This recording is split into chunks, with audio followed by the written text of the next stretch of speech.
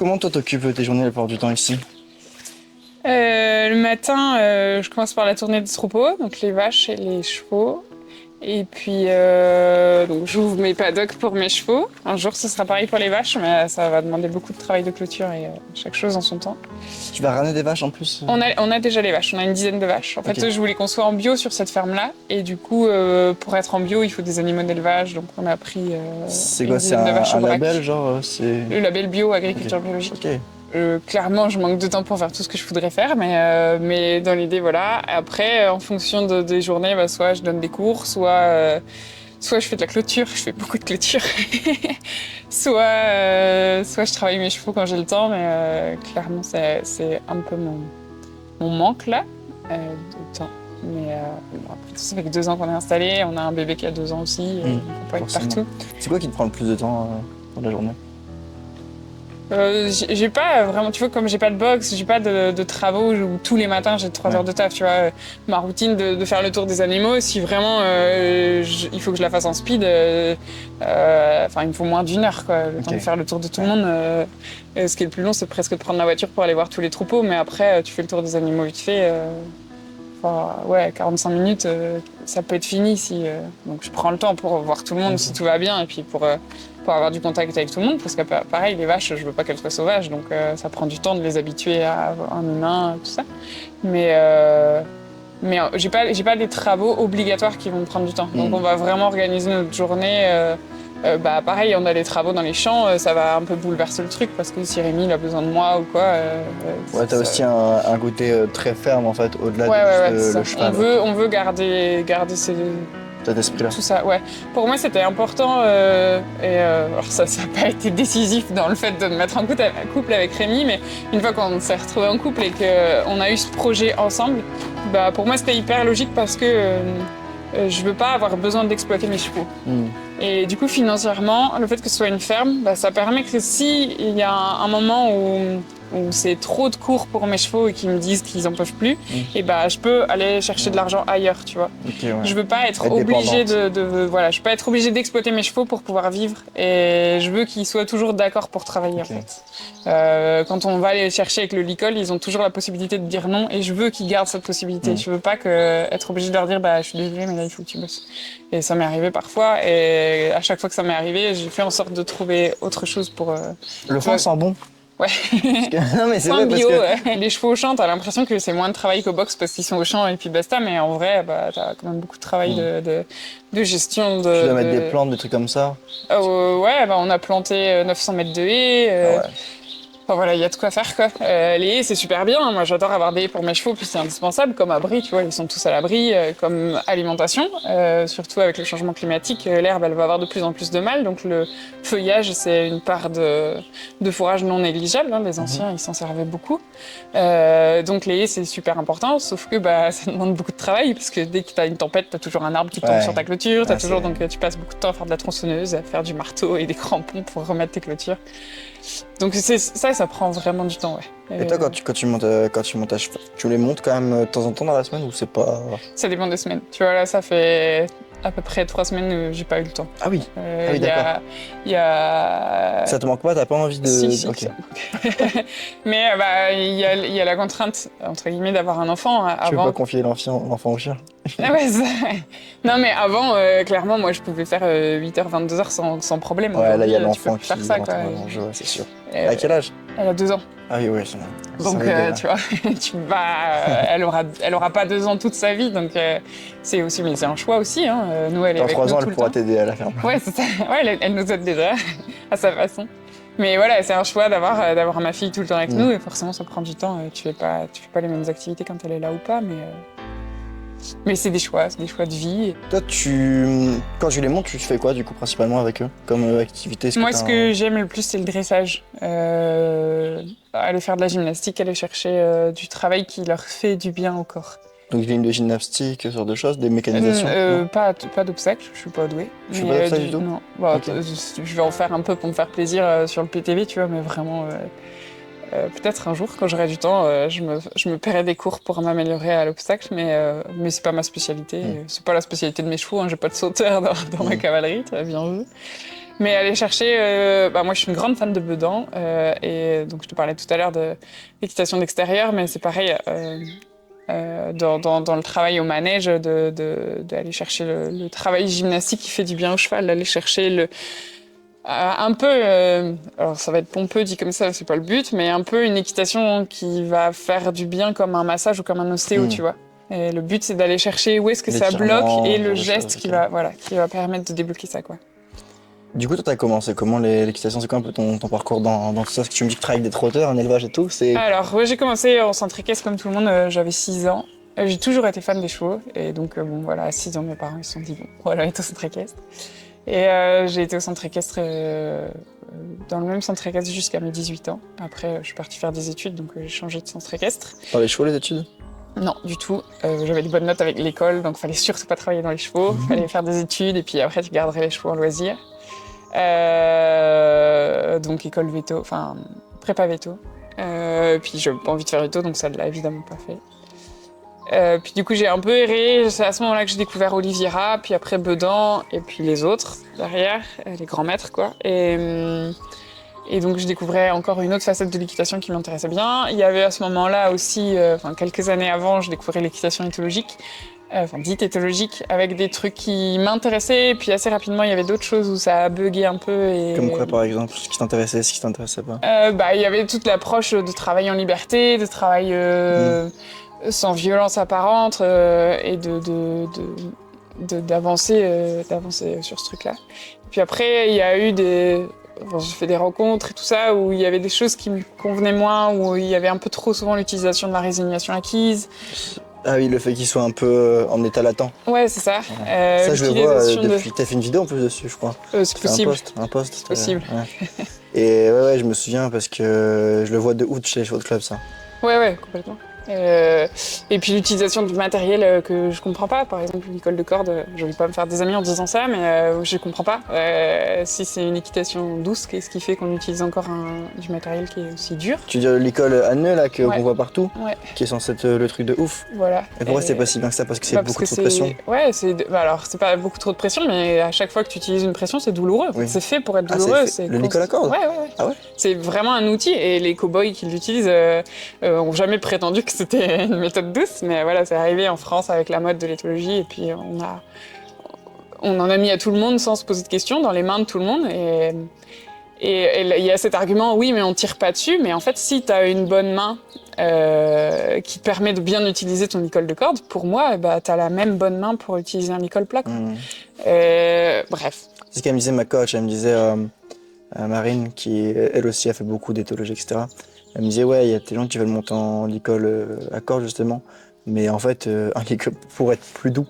Mais ils disent, en fait, un licol à corde, ça peut être beaucoup pire qu'un bord dans la bouche. Ah bah oui, un licol de corde, c'est vraiment violent, quoi. Donc, moi, j'utilise que des licols plats. Mes chevaux, ils sont sans mort sur des saillie-poules les plus basiques possibles. Et si ça marche pas, c'est pas le problème du cheval. Et donc, la solution, elle est pas dans un mort plus dur.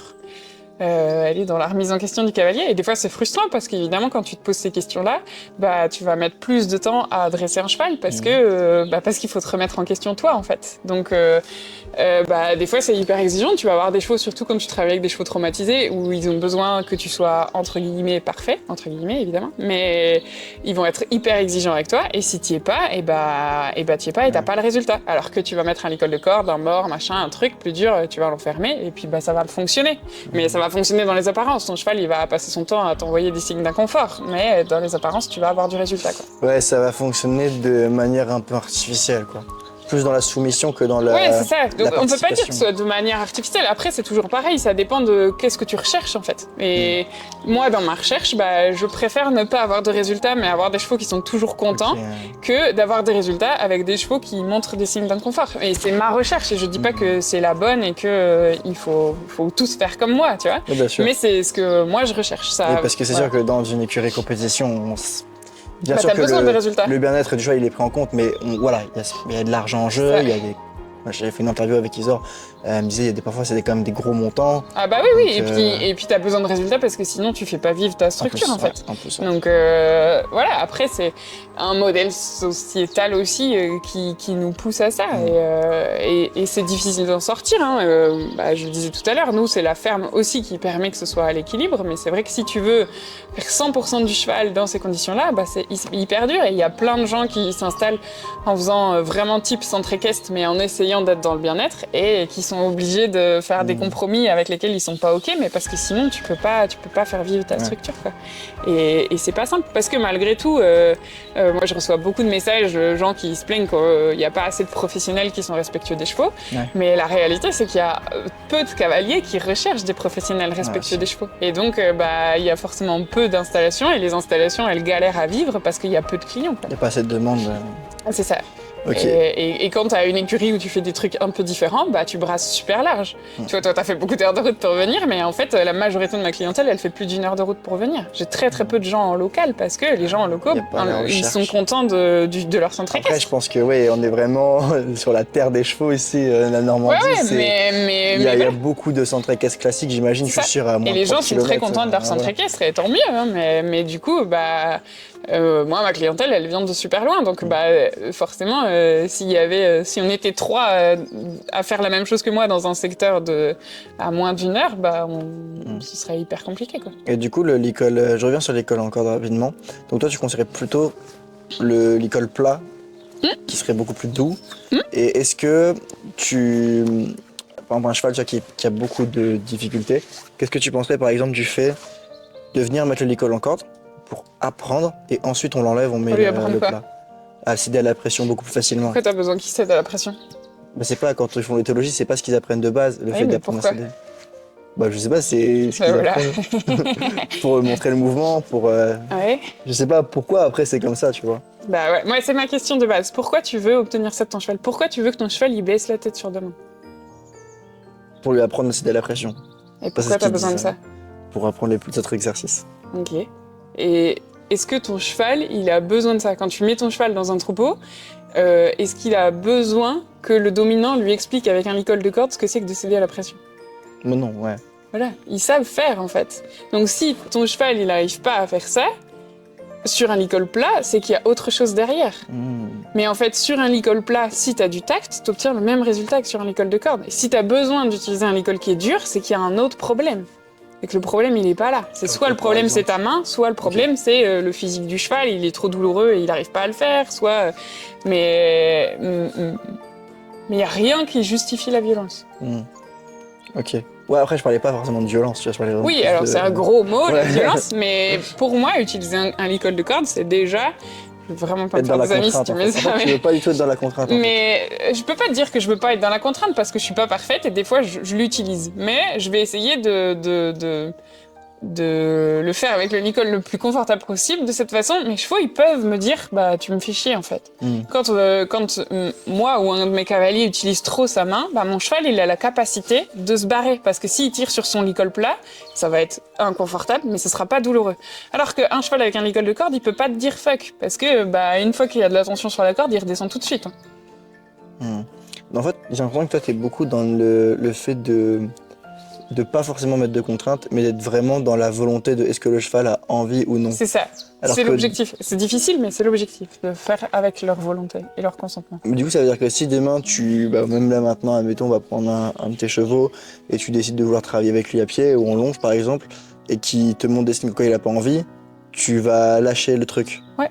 Tu vas pas, en fait, si le cheval a pas envie de travailler, tu vas lâcher directement. Ça dépend de pourquoi il a pas envie. De toute façon, là, si on va travailler un cheval, on va prendre les licols, on va dans le champ. C'est lui qui décide s'il met le licol ou pas. S'il veut pas du licol, je vais pas le forcer. J'arrive jamais dans le champ en me disant aujourd'hui je travaille ce cheval-là et quoi qu'il arrive, je le travaille. Si j'approche avec le licol et que mon cheval il détourne la tête, ok, on travaille pas aujourd'hui. Et j'ai des chevaux, ils vont être 3 mois sans travailler. Si c'est leur besoin là d'être 3 mois sans travailler, on est 3 mois sans travailler. Ok, donc c'est-à-dire que si, admettons, après tu m'as dit que tu faisais pas vraiment ça, mais si, admettons, demain, quelqu'un vient avec un cheval et dit ouais, j'ai besoin qu'on le rééduque, qu'il est trop agressif ou je sais pas quoi, donc tu vas le mettre peut-être seul au début de l'épisode, je sais pas comment tu fais. Ouais, quand ils viennent juste au travail, ils sont dans un paddock. Mais tu vas l'approcher et si tu vois qu'il se barre quand t'arrives, tu vas pas chercher à aller vers lui? Bah alors là, s'il est dans un temps de travail précis et qu'il vient pour une problématique précise, le cheval qui va se barrer, il me fait clairement comprendre qu'il est pas ok avec ce que l'humain lui propose. Surtout quand il est dans un nouvel endroit, tout seul dans un paddock, en général, ils viennent te voir et ils sont d'accord pour mettre le licol. S'il te dit non, c'est qu'il y a un autre problème. Donc bah je vais pas, de nouveau, je vais pas courir derrière jusqu'à mettre le licol, mais je vais essayer de lui rendre le truc confortable. Donc moi je vais travailler avec la récompense alimentaire, je travaille avec tout ça, pour lui rendre le truc confortable. Et comment tu ferais, par exemple, s'il a pas envie de venir vers toi et qu'il est vraiment dans le non, genre, typiquement, t'arrives et là, il se tourne, il s'en va, tu vois.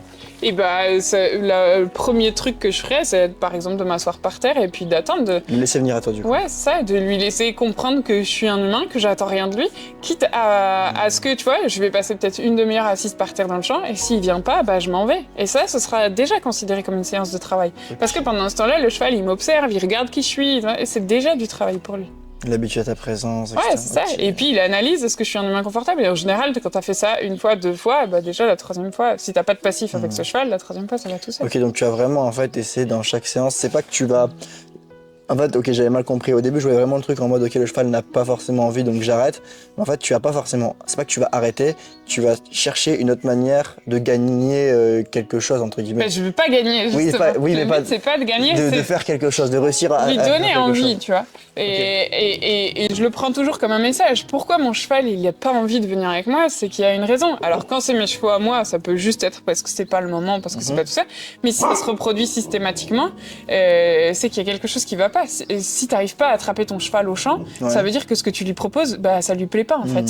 Si tu passes une demi-heure tous les jours à attraper ton cheval au champ, il faut se remettre en question. C'est pas normal. Les chevaux, ils sont toujours contents d'être avec les humains. S'ils sont pas contents d'être avec les humains, c'est que ce que propose l'humain est pas confortable. Ouais, parce que justement, on a un peu cette version à l'ancienne de... Je vois très bien ton truc, mais je fais exprès d'aller opposer ce que je trouve ça intéressant, parce que sinon on va avoir les questions dans les commentaires, donc je les traite en avance. C'est que moi j'ai l'impression qu'en fait, aujourd'hui, on est beaucoup plus dans le aller avec le cheval. Donc c'est-à-dire en prendre en considération ses envies, etc.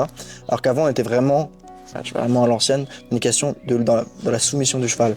C'est-à-dire que le cheval ne soit pas... toi, j'ai l'impression que c'était beaucoup plus dans le cheval doit... Enfin, t'orienter vers quelque chose où le cheval a envie d'être avec toi, alors qu'avant, c'était le cheval doit nous obéir. Après, voilà, on a un passif aussi, les chevaux, ils nous ont permis d'être là où on est aujourd'hui. Sans l'attraction animale, on serait pas là. Enfin, aujourd'hui, il y a les tracteurs et on n'a plus besoin d'eux, mais avant les tracteurs, c'était eux. Donc, t'avais forcément un lien, c'était nécessaire en fait. Voilà, c'est ça. Okay. Et bah, quand t'avais besoin de labourer ton champ, tu pouvais pas dire à ton cheval, bon bah je reviens dans une heure, t'es pas motivé, tu labourais ton champ, quoi. Maintenant, ces questions-là, elles se posent quand même depuis longtemps, parce que malgré tout, à l'époque, il y avait déjà des gens qui faisaient du cheval, entre guillemets, pour le loisir. Quand on lit Baucher, il y a 250 ans, il avait déjà... pas tout à fait le même discours que moi, mais l'idée, elle était là, c'était de remettre en question l'humain, et quand ça allait pas, c'était toujours la faute de l'humain. La citation, j'espère que je vais pas me tromper, mais il est rare que les défenses aient d'autres causes que les faiblesses du cheval ou l'ignorance du cavalier. Donc en gros, si ton cheval il est pas capable de le faire, c'est soit parce que... Je vais répéter, je vais essayer de la... Il est rare que les défenses aient d'autres causes que la faiblesse du cheval ou l'ignorance du cavalier.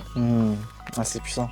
Donc soit, si ton cheval il n'arrive pas à faire son exercice, c'est soit parce qu'il n'en est pas capable physiquement, et donc c'est pas la peine d'insister, soit parce que c'est toi qui lui demandes mal. C'était il y a 250 ans, c'est pas nouveau, tu vois. Donc maintenant, il y avait effectivement cette partie où on avait besoin de la soumission, mais dans, ce que Baucher dénonçait dans ses écrits... ouais. Ah ouais, ok. Je crois. Oh, je suis pas sûre. Mais c'est le même Baucher, effectivement. Mais je crois que c'est lui, mais je vais peut-être te dire des conneries, donc je préfère pas te l'assurer. Mais il était déjà en débat avec des gens comme nous en ce moment. C'est ça.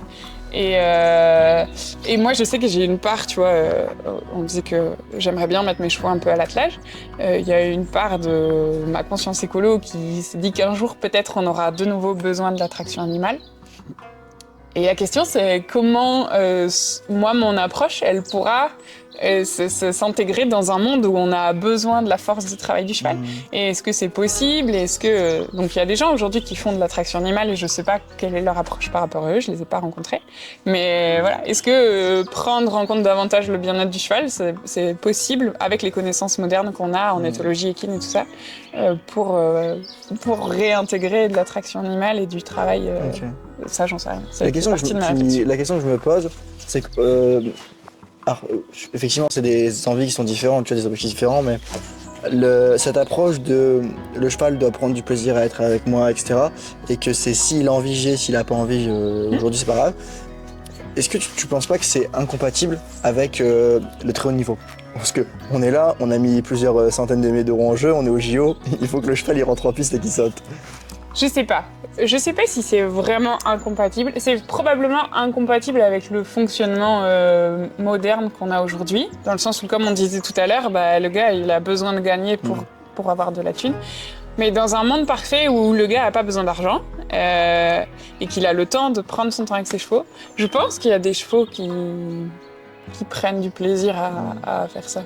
Le saut d'obstacle. Ouais, tout. Même les courses, même tout ça, je pense que oui, c'est ça. Je pense que c'est possible. Mais dans ce monde-là, avec notre système-là, c'est probablement très compliqué. Ok. Donc tu nous disais tout à l'heure, donc tu avais fait équitation, études de prépa veto et tout, et après tu découvres l'éthologie. Ensuite, qu'est-ce qui se passe? Donc l'éthologie, après je découvre l'équitation de tradition française et les grands maîtres, et du coup je me dis, ok, c'est un mix des deux que je veux. Qu'est-ce que c'est en fait? Je connais pas du tout. Oliveira d'abord, et puis après Bedan, et puis Baucher, et puis tout ça, mais c'est l'équitation dite de légèreté. L'équitation académique, l'équitation à l'ancienne, ou celle qui gagne pas sur les concours de dressage, mais où on va jusqu'à la haute école avec le moins d'actions possible. Enfin, c'est pas le moins d'actions possible, mais les actions les plus justes possibles. Plus légères, voilà, subtil. C'est ça. Et puis à ça s'ajoute la découverte de l'éthologie équine, donc pas l'équitation éthologique, la vraie éthologie, la science du comportement, auquel on a de plus en plus accès grâce au réseau. L'équitation éthologique, c'est un peu un mot qui veut tout et rien dire aussi. Maintenant. Ouais, c'est ça. Ouais. Donc bon, on utilise le mot qu'ils ont choisi parce que tout le monde se comprend, mais voilà, c'est pas toujours très lié à l'éthologie, mais le débat a déjà eu lieu plein de fois, donc c'est pas la peine de le relancer. Mais voilà, découvrir l'éthologie équine et puis qui se développe aussi, et puis ces gens qui passent leur temps à observer des chevaux et à nous en apprendre plus sur nous, sur eux, à nous permettre de se détacher de l'anthropomorphisme et puis de faire mieux pour eux, quoi. Et donc mon objectif c'était de faire un mix avec tout ça dans ma propre pratique. Okay. Puis après j'ai erré un peu parce que je voulais travailler avec les chevaux, et puis quand j'ai découvert l'envers du décor et autre chose que le centre équestre et le monde professionnel du cheval, ça a été très compliqué. Dans l'élevage de trotteurs? Ouais, j'ai travaillé dans un élevage de trotteurs, après j'ai travaillé dans une écurie de dressage de compétition. Puis après des centres équestres. Mais... Tu faisais quoi? Tu étais monitrice ou? Ouais. Ok. Mais c'est vraiment un monde... Quand tu vois comment ils respectent pas les humains, tu comprends pourquoi ils respectent pas les chevaux, mais c'est vraiment un monde particulier, quoi. Dans le monde pro, tu veux dire? Ouais. Ok. Et alors les femmes encore moins, évidemment. Mais bon, il y a gros à faire, et en gros, après plusieurs années d'errance à me demander ce que je pouvais faire, je voulais, par exemple, ça m'aurait plu d'être ostéo, mais en fait, il y avait une part de moi où ça allait bugger parce que j'aurais pas pu réussir pendant plusieurs années à soigner des chevaux en sachant qu'ils allaient se faire défoncer derrière dans la carrière par leurs cavaliers, tu vois. Parce que je l'ai vu, hein, je dis pas que tous les ostéos font ça et que tous les cavaliers font ça non plus, mais moi j'ai vu des ostéos venir sur des chevaux que je savais massacrer tous les jours par leurs cavaliers avec des enraînements, des trucs, des machins. Il y a un endroit où on parlait des chevaux de club avec une fille tout, je vais pas dire le centre équestre, mais en gros il y a un véto qui était venu pour un cheval qui était complètement cassé, un ostéo pardon, un véto. Et l'ostéo il a dit à des filles du club, mais c'est de la maltraitance ce que vous faites. C'est ça. C'est chaud. C'est ça. Et moi, j'aurais pas eu le courage, en fait, d'avaler des couleuvres et de continuer à travailler avec des gens comme ça. Donc, ça coûte quand même cher, la formation ostéo. Et je me dis, si j'arrive pas à travailler parce que je ne veux travailler qu'avec des clients parfaits, 5 ou 6 ans. Ouais, quand même. Donc, je me dis que c'était pas la bonne option. Et du coup, j'ai cherché beaucoup comment je pouvais aider les chevaux. Parce que moi, mon objectif de fond, c'est de leur rendre ce qu'ils m'ont donné. Et du coup, je voulais les aider. Et puis, m'installer, c'était un peu le dernier choix, quoi. Si ça marche pas, demain, j'arrête. Je réessaye même pas de prendre un poste salarié dans les chevaux. C'était vraiment fini. Il fallait soit je m'installais, soit je faisais complètement autre chose. Okay. Et c'est passé combien de temps, du coup, entre l'envie de le faire et le moment où tu t'es dit go? Oula. Je pense que la première fois que j'ai eu envie, je devais être en 5e. Ok. Enfin, je parle après, quand t'as vraiment eu ce déclic de je veux plus être salarié dans le monde des chevaux. Mon premier poste salarié, je devais avoir 21 ans. Et je me suis installée à 27. Ok. 28.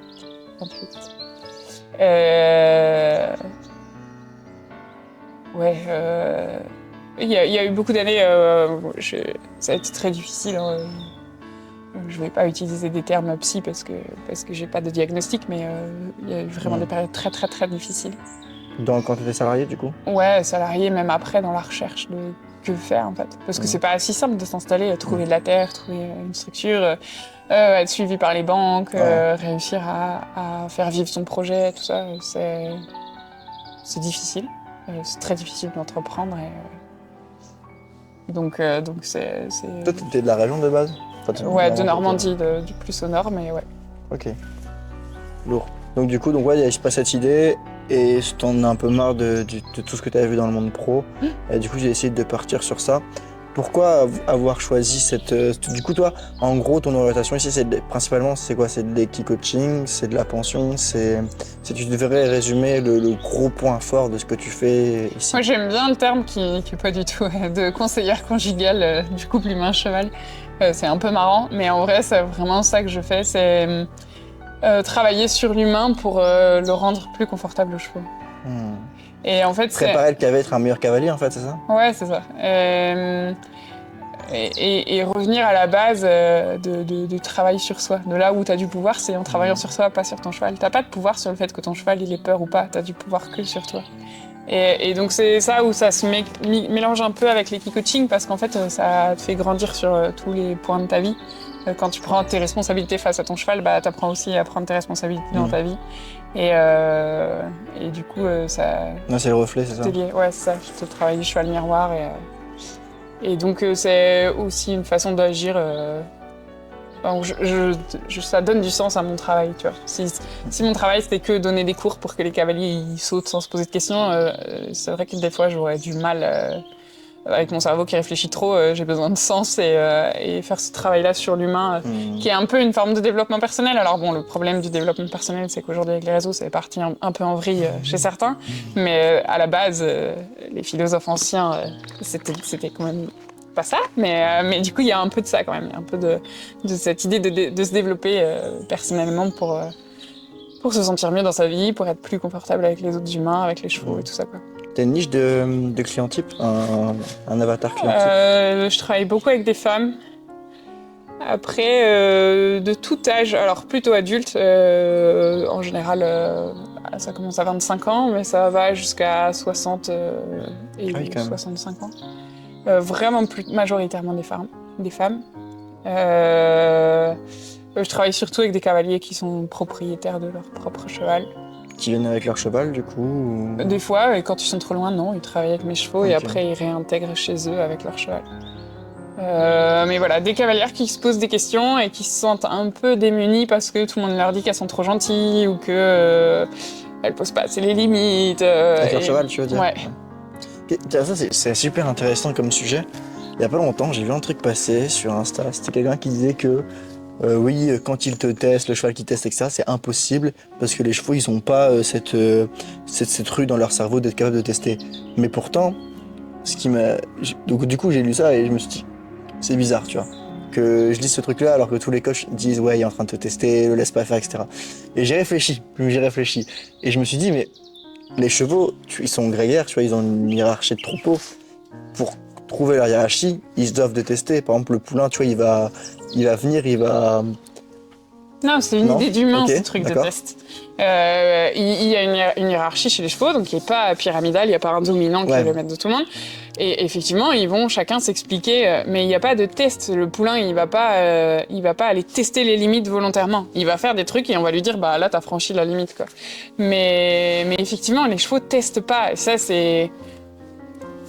c'est facile de se dire ça, parce qu'en fait, quand mon cheval il montre des défenses, bah, je me dis, il teste, je lui tape sur la gueule, et puis j'ai plus de problème. Quoi. Voilà, exactement. Mais du coup, comment est-ce que ça se fait que certaines personnes vont monter un cheval et il va commencer à faire des conneries quand on est dessus, alors que d'habitude il en fait pas? Parce qu'on n'est pas confortable. Donc c'est forcément... Il y a des humains qui sont moins confortables que d'autres. Si t'es un peu tendu, bah, tu vas créer de l'inconfort chez ton cheval.